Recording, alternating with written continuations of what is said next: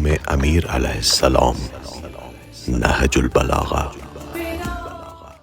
تمام ہم اس اللہ کے لیے ہے جس کی مدح تک بولنے والوں کی رسائی نہیں، جس کی نعمتوں کو گننے والے گن نہیں سکتے، نہ کوشش کرنے والے اس کا حق ادا کر سکتے ہیں، نہ بلند پرواز ہمتیں اسے پا سکتی ہیں، نہ عقل و فہم کی گہرائیاں اس کی تہہ تک پہنچ سکتی ہیں۔ اس کے کمال ذات کی کوئی حد معین نہیں، نہ اس کے لیے توصیفی الفاظ ہیں، نہ اس کی ابتدا کے لیے کوئی وقت ہے جسے شمار میں لایا جا سکے، نہ اس کی کوئی مدت ہے جو کہیں پر ختم ہو جائے۔ اس نے مخلوقات کو اپنی قدرت سے پیدا کیا، اپنی رحمت سے ہواؤں کو چلایا، تھر ترازی ہوئی زمین پر پہاڑوں کی میخیں گاڑی۔ دین کی ابتدا اس کی معرفت ہے، کمال معرفت اس کی تصدیق ہے، کمال تصدیق توحید ہے، کمال توحید تنزیہ و اخلاص ہے، اور کمال تنزیہ و اخلاص یہ ہے کہ اس سے صفتوں کی نفی کی جائے، کیونکہ ہر صفت شاہد ہے کہ وہ اپنے موصوف کی غیر ہے، اور ہر موصوف شاہد ہے کہ وہ صفت کے علاوہ کوئی چیز ہے۔ لہذا جس نے ذات الہی کے علاوہ صفات مانے، اس نے ذات کا ایک دوسرا حصہ مان لیا۔ جس نے اس کی ذات کا کوئی اور ساتھی مانا، جس نے دوئی پیدا کی، اس نے اس کے لیے جز بنا ڈالا، اور جو اس کے لیے اجزاء کا قائل ہو وہ اس سے بے خبر رہا، اور جو اس سے بے خبر رہا اور جس نے اسے قابل اشارہ سمجھ لیا، اس نے اس کی حد بندی کر دی، اور جس نے اسے محدود سمجھا وہ اسے دوسری چیزوں ہی کی قطار میں لے آیا۔ جس نے یہ کہا کہ وہ کس چیز میں ہے، اس نے اسے کسی شے کے ضمن میں فرض کر لیا، اور جس نے یہ کہا کہ وہ کس چیز پر ہے، اس نے اور جگہیں اس سے خالی سمجھ لی۔ وہ ہے، ہوا نہیں، موجود ہے، مگر عدم سے وجود میں نہیں آیا۔ وہ ہر شے کے ساتھ ہے، نہ جسمانی اتصال کی طرح وہ ہر چیز سے علیحدہ ہے، نہ جسمانی دوری کی طور پر۔ وہ فاعل ہے لیکن حرکت و آلات کا محتاج نہیں۔ وہ اس وقت بھی دیکھنے والا تھا کہ جب مخلوقات میں کوئی چیز دکھائی دینے والی نہ تھی کہ وہ یگانہ ہے، اس لیے کہ اس کا کوئی ساتھی ہی نہیں کہ جس سے وہ مانوس ہو اور اسے کھو کر پریشان ہو جائے۔ اس نے پہلے پہل خلق کو ایجاد کیا، بغیر کسی فکر کی جلانی کے، اور بغیر کسی تجربے کے جس سے فائدہ اٹھانے کی اسے ضرورت پڑی ہو، اور بغیر کسی حرکت کے کہ جس اس نے پیدا کیا ہو، اور بغیر کسی ولولے اور جوش کے جس سے وہ بےتاب ہوا ہو۔ ہر چیز کو اس کے وقت کے حوالے کیا، بے جوڑ چیزوں میں توازن و ہم آہنگی پیدا کی، ہر چیز کو جداگانہ طبیعت و مزاج کا حامل بنایا، اور طبیعتوں کے لیے مناسب صورتیں ضروری قرار دی۔ وہ ان چیزوں کو ان کے وجود میں آنے سے پہلے جانتا تھا، اس کی حد و نہایت پر احاطہ کیے ہوئے تھا، اور اس کے نفوذ و اعضاء کو پہچانتا تھا۔ پھر یہ کہ اس نے کشادہ فضا، وسیع اطراف و اکناف اور خلا کی وسعتیں خلق کی، ان میں ایسا پانی بہایا جس کے دریات منواج کی لہریں طوفانی اور بحر زقار کی موجیں تہ بتہ تھیں۔ اسے تیز ہوا اور تند آندھی کی پشت پر لادا، پھر اسے پانی کے پلٹنا کا حکم دیا اور اس کی سرحد سے ملا دیا۔ اس کے نیچے ہوا دور تک پھیلا دی اور اوپر پانی ٹھاٹے مار رہا تھا۔ پھر اللہ سبحانہ تعالیٰ نے اس پانی کے اندر ایک ہوا خلق کی جس کا چلنا بانجھ یعنی بے ثمر تھا، اور اسے اس مرکز پہ قرار رکھا، اس کے جھونکے تیز کر دی اور اس کے چلنے کی جگہ دور دراز تک پھیلا دی۔ پھر اس ہوا کو معمور کیا کہ وہ پانی کے ذخیرے کو تھپیڑے دے اور بحرے بے قرار کی موجوں کو اچھالے۔ اس ہوا نے پانی کو یوں مت دیا جس طرح دہی کے مشکیزے کو مٹھا دیا جاتا ہے، اور اسے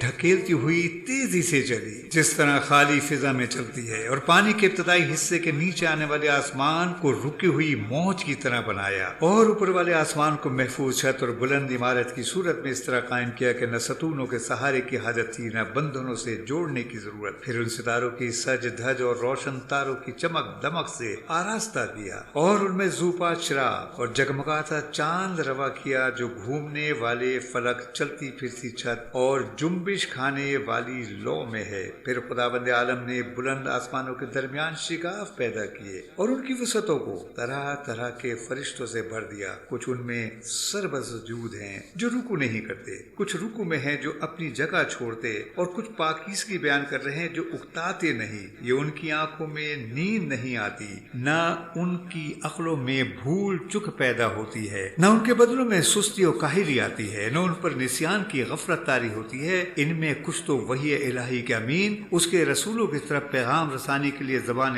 خلق اور قطعی فیصلوں اور فرمانوں کو لے کر آنے جانے والے ہیں، کچھ اس کے بندوں کے نگہبان اور جنت کے دروازوں کے پاسبان ہیں، کچھ وہ ہیں جن کے قدم زمین کی تہہ میں جمے ہوئے ہیں اور ان کے پہلو اطراف عالم سے بھی آگے بڑھ گئے ہیں، ان کے شانے عرش کے پاؤں سے میل کھاتے ہیں، عرش کے سامنے ان کی آنکھیں جھکی ہوئی ہیں اور اس کے نیچے اپنے پروں میں لپٹے ہوئے ہیں، ان میں دوسری مخلوق میں عزت کے حجاب اور قدرت کے سرا پردے حائل ہیں، وہ شکل و صورت کے ساتھ اپنے رب کا تصور نہیں کرتے، نہ اس پر مخلوق کی صفت طاری کرتے ہیں، نہ اسے محل و مکان میں گھرا ہوا سمجھتے ہیں، نہ اشباہ نظار سے اس کی طرف اشارہ کرتے ہیں۔ آدم علیہ السلام کی تخلیق کے بارے میں فرمایا، پھر اللہ نے سخت و نرم اور شیریں و شورازار زمین سے مٹی جمع کی، اسے پانی سے اتنا بھگویا کہ وہ صاف ستھری ہو کر نتھر گئی اور تری سے اتنا گوندا کہ اس میں لس پیدا ہو گیا، اسے ایک ایسی صورت بنائی جس میں موڑ ہیں اور جوڑ اعضاء ہیں اور مختلف حصے،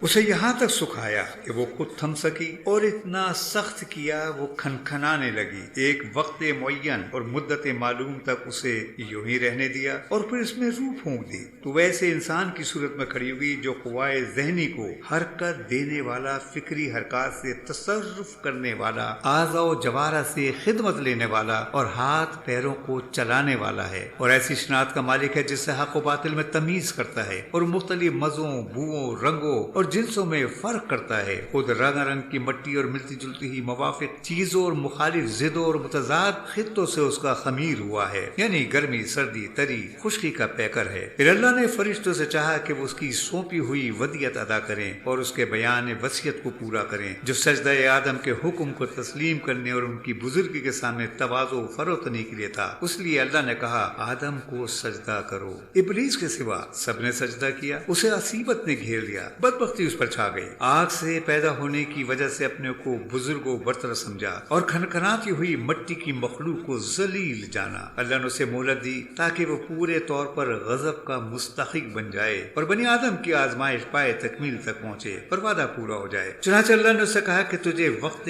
معین کے دن تک کی مہلت دی۔ پھر اللہ نے آدم کو ایسے گھر میں ٹھہرایا جہاں ان کی زندگی کو خوشگوار رکھا، انہیں شیطان اور اس کی عداوت سے بھی ہوشیار کر دیا، لیکن ان کے دشمن نے ان کے جنت میں ٹھہرنے اور نیکوکار میں مل جل کر رہنے پر حسد کیا اور آخرکار انہیں فریب دے دیا۔ آدم نے یقین کو شک اور ارادے کے استحکام کی کمزوری کے ہاتھ بیچ ڈالا، مسرت کو خوف سے بدل دیا اور فریب فروغی کی وجہ سے ندامت اٹھائی۔ پھر اللہ نے آدم کے لیے توبہ کی گنجائش رکھی، انہیں رحمت کے کلمے سکھائے، جنت میں دوبارہ پہنچانے کا ان سے وعدہ کیا اور انہیں وار ابتلا و محل افزائش نسل میں اتار دیا۔ اللہ سبحانہ تعالیٰ نے ان کی اولاد سے انبیاء پیدا کیے، وہیں پر ان سے عہد و پیمان لیا، تبلیغ رسالت کو انہیں امین بنایا، جبکہ اکثر لوگوں نے اللہ کا عبد بدل دیا، چنانچہ وہ اس کے حق سے بے خبر ہو گئے، اوروں کو اس کا شریک بنا ڈالیا، شیاطین نے اس کی معرفت سے انہیں روگرداں کیا اور اس کی عبادت سے الگ کر دیا۔ اللہ نے ان میں سے اپنے رسول مابعوث کیے اور لگاتار انبیاء بھیجے تاکہ ان سے فطرت کے عہد و پیمان پورے کرائیں، اس کی بھولی ہوئی نعمتیں یاد دلائیں اور انہیں قدرت کی نشانیاں دکھائیں۔ یہ سروں پر بلند بام آسمان، ان کے نیچے بچھا ہوا فرش زمین،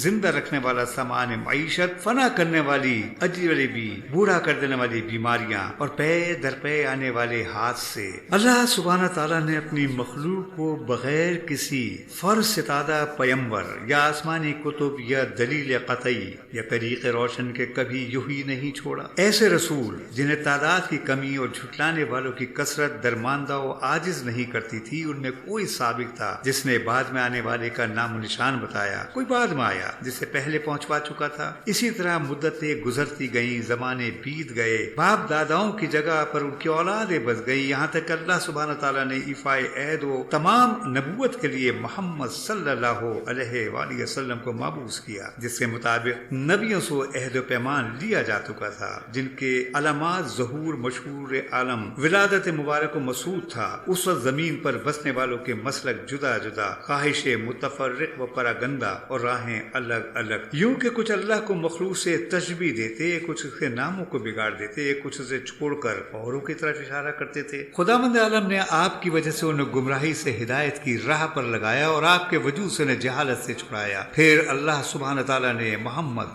صلی صلی اللہ علیہ وآلہ وسلم کو اپنے لقاء و قرب کے لیے چنا، اپنے خاص انعامات آپ کے لیے پسند فرمائے اور دار دنیا کی بود و باٹ سے آپ کو بلند تر سمجھا اور زحمتوں سے گری ہوئی جگہ سے آپ کے رخ کو موڑا اور دنیا سے باعزت آپ کو اٹھا لیا۔ حضرت تم میں اسی طرح کی چیز چھوڑ گئے جو انبیاء اپنی امتوں میں چھوڑتے چلے آئے تھے، اس لیے کہ وہ طریقے واضح نشان محکم قائم کے بغیر یوں ہی قید و بند انہیں پیغام ربانی پہنچائے کہ حجت تمام کریں، عقل کے دفینوں کو ابھارتے چھوڑتے تھے۔ پیغمبر نے تمام پروردگار کی کتاب تم میں چھوڑی، اس حالت میں کہ انہوں نے کتاب کے حلال و حرام، واجبات و مستجابات، ناسخ و منسوخ، رقص و عزائم خاص و عام، عبر و امثال، مقید و مطلق، محکم و متشابہ کو واضح طور سے بیان کر دیا، مجمل آیتوں کی تفسیر کر دی، اس کی گتھیوں کو سلجھا دیا۔ اس میں کچھ آیتیں وہ ہیں جن کے جاننے کی پابندی عائد کی گئی اور کچھ وہ ہیں کہ اگر اس کے بندے ان سے ناواقف بھی رہیں تو مذائقہ نہیں۔ کچھ احکام ایسے ہیں جن کا وجود کتاب سے ثابت اور حدیث سے ان کی منسوب ہونے کا پتہ چلتا ہے، اور کچھ احکام ایسے ہیں جن پر عمل کرنا حدیث کی رو سے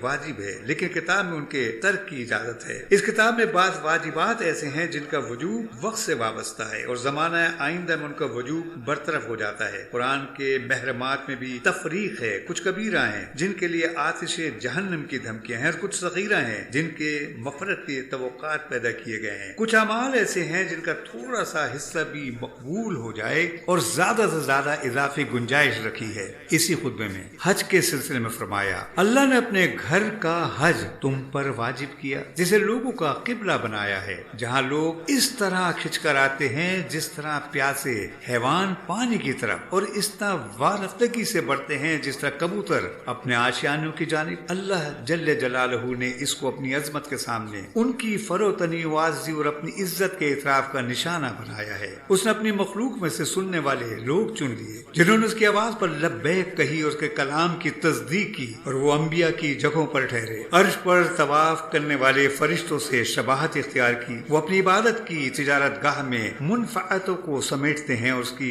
وعدہ گاہ مغفرت کی طرف بڑھتے ہیں۔ اللہ سبحانہ تعالیٰ نے اس گھر کو اسلام کا نشان پناہ چاہنے والوں کے لیے حرم بنایا ہے، اس کا حج فرض اور ادائیگی حق کو واجب کیا ہے اور اس کی طرف راہ نوردی فرض کر دی ہے۔ چنانچہ اللہ نے قرآن میں فرمایا کہ اللہ کا واجب الادا حق لوگوں پر یہ ہے کہ وہ خانہ کعبہ کا حج کریں جنہیں وہاں تک پہنچنے کی استطاعت ہو، اور جس نے کفر کیا تو جان لے کہ اللہ سارے جہان سے بے نیاز ہے۔